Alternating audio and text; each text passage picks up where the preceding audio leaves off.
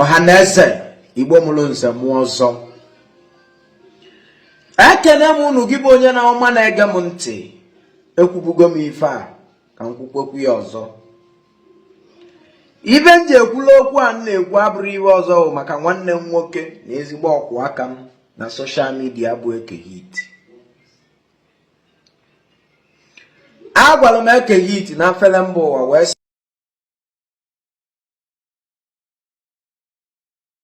si Okija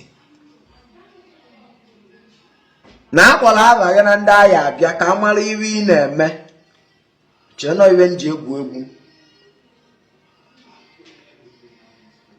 Ibe nji wee gwa ya na afele mba ụwa bụ na agba m na mkpọrọ ya normal call. Ọ ya record voice m were eme content maka content creator ka ọwụ. Onye mere na manala like egwu ya in secret. Maka na nkata niile a na-akpa gbasara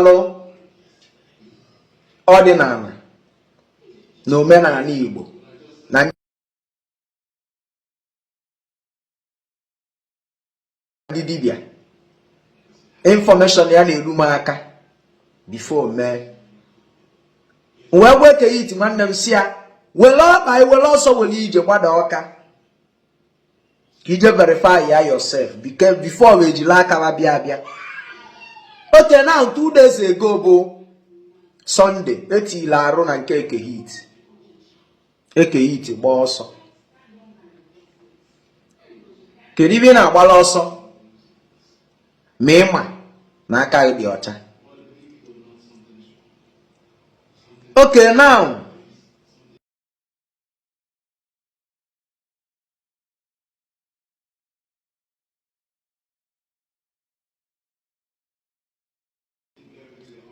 as I'm talking to you, I declare Okija wanted.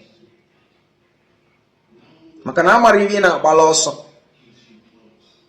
Mmadụ chụgidekwa m ọsọ bata be nna m ma ọ be m ma agbasikwala gị ọsọ. Na nkwụcha abụla ụjọ. Mana onye zilezi bara uru na-azọ ndụ na gọọmenti kwuru sị na ịma na ị na-eme dibịa na-eme eze nwanyị, come to the government house. Eme screening. Ọgwụrụ na ị nwebu certificate, old certificate.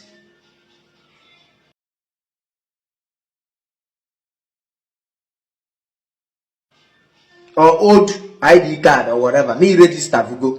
Come back again. Government Anambra, the present governor, the present government, the present ministry, the present commissioner in charge of everything that concerns culture and tradition. Cholo. Kiamalundi ni nebundi traditional medicine practices. Now, ndi na practice mpologo na mpa akwụkwọ nke a na-akpọ native doctor n'onu ndị iti.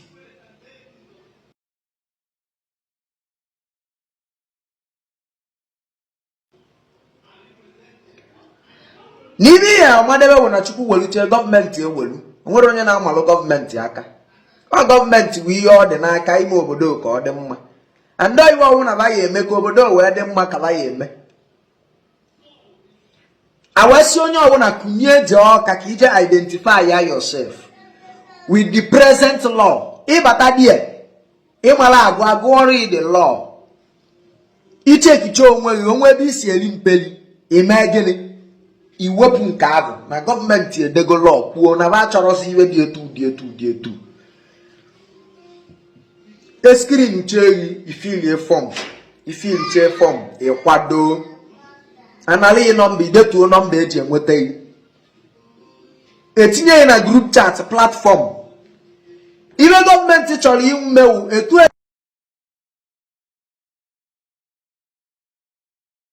esi wee nwee CAN, Christian Association of Nigeria, ka esi wee chọọ ka enwee Traditional Doctors Association of Nigeria, Traditional Doctors Association of Anambra State, ka enwee check and balances. Ka gọọmenti nwee ike na-etinyelu unu anya n'ihe unu na-eme. Dishon ihe unu na-eme bụ ka esi wee chọọ ka unu si eme. Na ihe unu na-eme na-eweta peace and progress n'obodo. The reason I believe also na many people under an age then I confess. Only you will say na dibia nke agwo. Onye jụrụ okekwacha ọgwụ n'ukwu, onye jụrụ si na onye nke agwa ọrịa dị isi, onye jụrụ. It is as good as gị wee ghọta ihe gọọmenti na-achọ ka ị malụ, which is identifying yourself. I enye unu number self. I enye everybody register number. The first person register ya 001. The second person 002. The third person 003. So that in the case of nejidelo onye ori ma nejidelo mmadụ onye omekome ajụ anya kedi iwe wiri nya na onye nyeriye osino 001 onye dị etu n'obodo dị etu and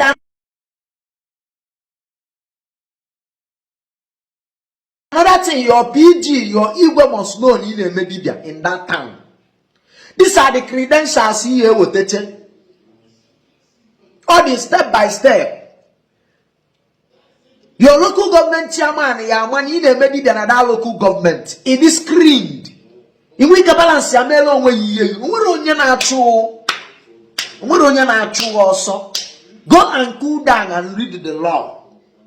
When the law say that practice in order and in no, the government want to know.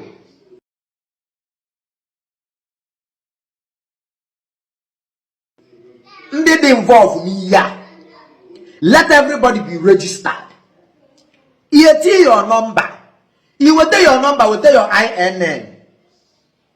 So that all who know where can onye omekome, a criminal or a suspect. Or where will that details in submit where track ya malo be viable, maludi bio, malo bodono. And another thing, where checks and balances in even a way leadership, a place where Anambra State Traditional Council, and where their leader, their chairman, Kaya Simwe, native in the Dibia. Dibia mean on Anambra State, and then why mean on Anambra State? I know, I'm call meeting. Government has sent a representative for the meeting. You want to go? The weekend, why you know, Megasi. Makana azize kechikolo onu ada agbaji nwi agbaji. Onwere onye si na abia ichupu unu mo scrap unu out. Abia ka enwe law and order. Ejido okeke ona log n'ukwu aju oyo si na onye nwa meri ogwu. Ejido awe na achozi ka amalu mo so ogwu eji eme aji ive ka ndi dibia Anambra State na agwo. The house will get together, we create a law, a fundamental law that will guide the activities of the traditional doctors in Anambra. It's as simple as that. Come and get identified, and nobody will assault you. Nobody will insult you. Nobody will intimidate you. A body na guide you. That is why education is power. Go and read the law. The law targeted at anybody.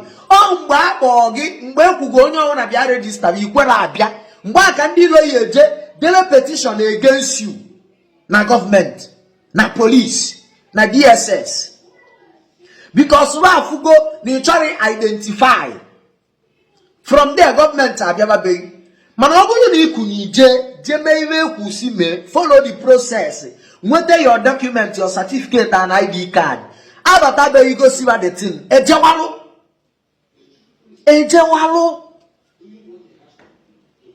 Taijina jina iwe nwere isi iwe nwere ebe obanye we create anarchy and confusion in the state.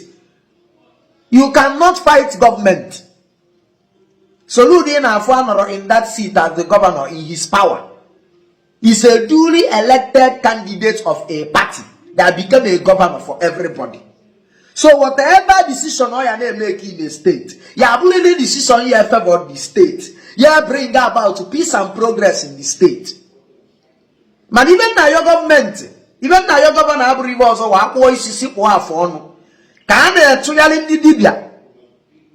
Simalokwa na nwekwe ndị nọ n'ụlọ ụka ndị dibia ka mma. Nwekwe ndị mpụ na aghụghọ nọkwa n'ụlọ ụka.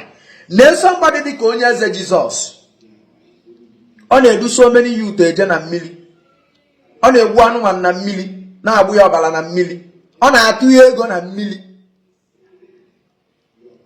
ọ na-eme dibịa ọ na-eme ụka ọ dịrị mmadụ aka enidi icheki ọfụma wee malụ nke ọkwụ n'anya ya. So even the abụrụ ọzọ ugotania, take your time, go and read the law. When the law say don't practice your tradition, so that all need and another thing, don't allow any lawyer to deceive you. Vunkamma carrier statement. Etie uno obodo follow the iwu, go and verify and come out. Ijene chekudo ni inwe lawyer ya bia okwu ya livale in a court. Onye ọbụla na-attack ya o. Everybody they find in pocket. Vunkamma carrier statement. You go and get verified. Government amale government. And when leadership. And when they are take you no megasi. Kadi show. And we got so many native doctors shrine abata fugasia arm and ammunition. And when so many native doctors house and which a link up with kidnapping and the robbery. In previous years, in previous months, in previous days.